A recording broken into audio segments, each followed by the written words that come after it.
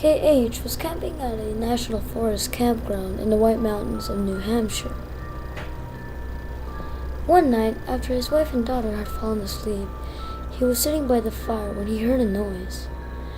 This was different than the usual bear grunt. It was more like someone sneaking in the trees.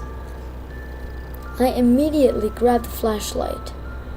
What I saw haunts me even now. I saw a being in the trees. It was naked, it looked gray. And this sounds crazy, but it looked like a person, but not really.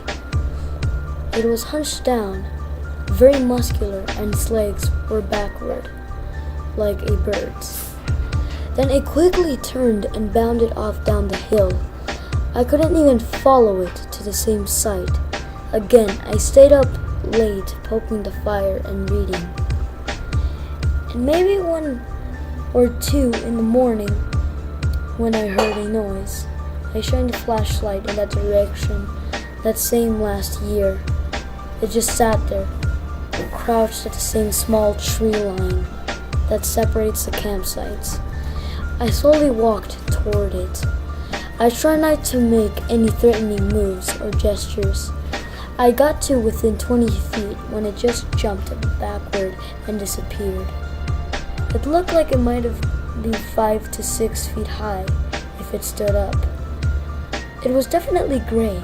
It had human features, but more leathery, and its face was very wide. Its eyes were so big that even though they reflected light, they still looked back like 2 intensely black marbles. Its legs were very muscular, but turned back. I know what I saw. It was real.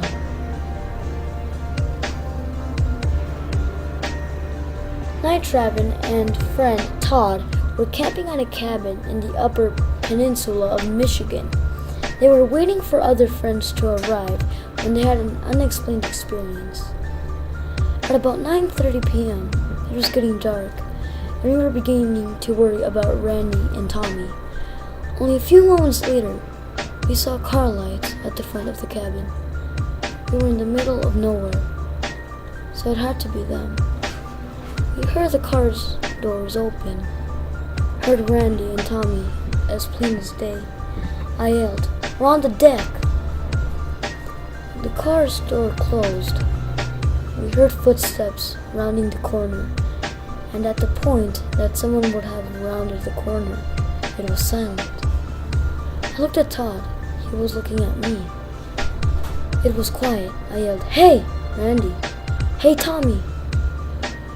We got up and walked around front, and nothing. No car. No people. No sound.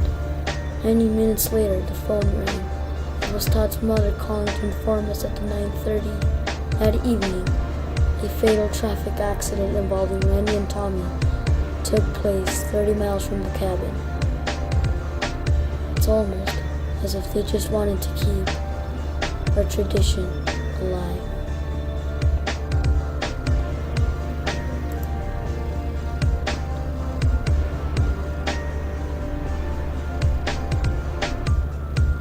Northern Michigan is also the location of the strange event.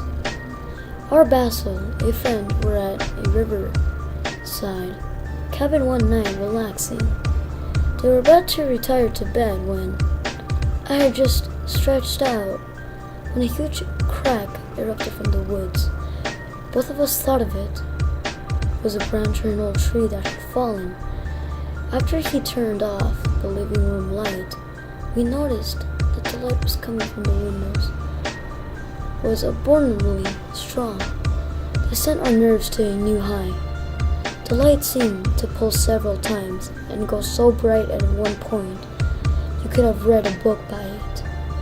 It could have been a car, as we were almost a mile off the road on a dirt trail. Plus, the light came in from all the windows equally. Every so often, we could hear a strange humming noise that pretended to that cabin.